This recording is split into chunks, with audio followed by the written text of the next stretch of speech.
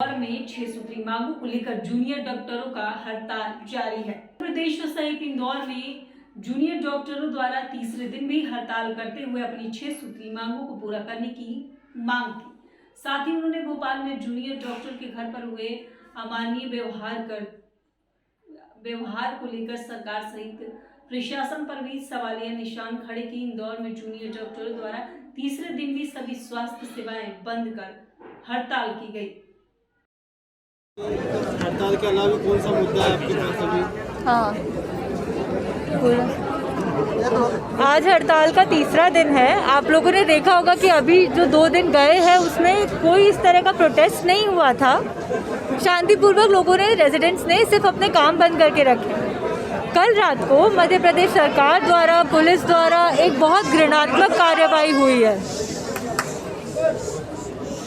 Bhopal JDA president doctor Harish Pathak के घर पे रात को 10 बजे पुलिस पहुंची है। उनके माता पिता को बहुत डराया धमकाया गया है। उनके ऊपर इतना दबाव डाला गया है कि वो अपने बेटे को काम पे से बुलाने पे विवश हो गए। उन्होंने साफ बोल दिया कि अगर इस तरह का रवैया सरकार तुम्हारे खिलाफ अपना रही है, जिन मरीजों की, जिन लोगों की तुमने सेवा करी, अगर उस सेवा के बदले तुम्हारी माता पिता के ऊपर अटैक हो रहा है, ऐसे काम पे जाने का क्या मतलब है? 1 साल से कोरोना के मरीजों को जूनियर डॉक्टर्स ने संभाला है। जो इतनी वेव्स, 2 वेव्स आ गई हैं, दोनों वेव्स में लग कर के काम किया है। अपने खुद के परिजनों को, परिवारजनों के पास हम नहीं जा पाए हैं क्योंकि हमें देश सेवा करनी थी। मरीजों के साथ लगे रहे।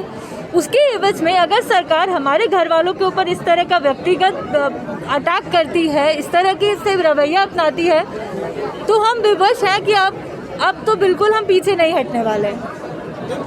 आगे इसको लेकर आप और कुछ उग्र आंदोलन या कुछ करने जा रहे हैं क्या? कि अगले हमने इसका भी नहीं सोचा था। हम तो सोच रहे थे कि जब सारंग जी ने कल बोल दिया है कि हमने आपकी मांगे मान ली है, तो आप रिटर्न ऑर्डर दे दीजिए, हम उसी वक्त से स्ट्राइक कॉल ऑफ कर देंगे।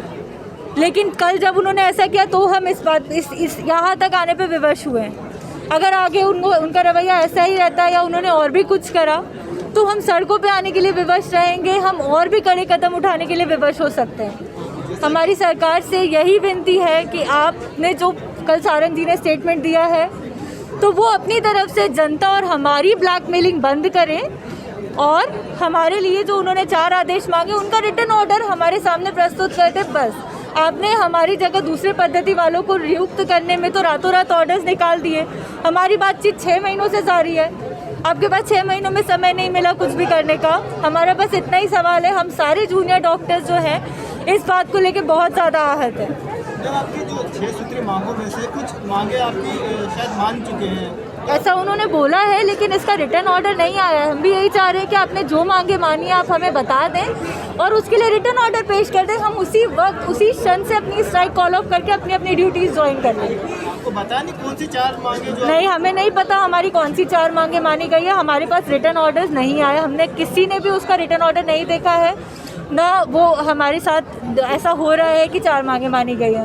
आपके हड़ताल का तीसरा दिन है। मरीजों की भी काफ़ी फजीयत हो रही है। इलाज के समय भी उनको डॉक्टर उपलब्ध नहीं हो पा रहे हैं। उसको लेकर क्या कहना चाहेंगे? उसको लेकर के हम यही कहना चाहेंगे कि मरीज हित में ही पहले भी हमने आधे दिन स्ट्राइक करके भी कॉल ऑफ करके अपनी ड्यूटीज ज्वाइन करी है, बस और बस उनके मौखिक आश्वासन पर कि उन्होंने बोल दिया है तो वो अपनी वादे पे रहेंगे।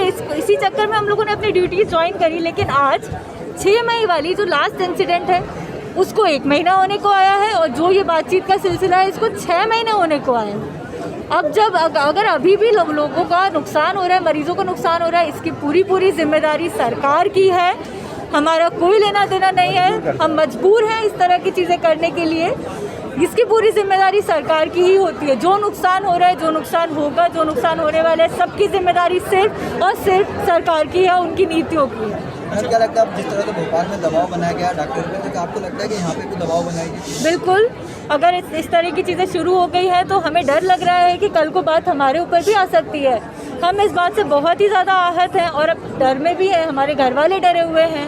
उन्होंने तो हमें लोगों की सेवा करने के लिए भेजा था। उन्हें नहीं पता हम किस हालत में काम कर रहे हैं।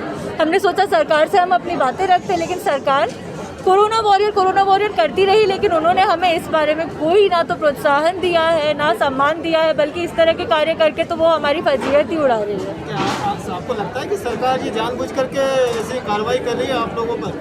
ये तो पॉलिटिकल चीज़ें हैं, हम लोग पॉलिटिक्स नहीं समझते, हम तो बस सेवा करने आए थे। सेवा के बदले हमारा जो उचित मांगे हैं हम वो मांग रहे हैं, आप वो दे दीजिए।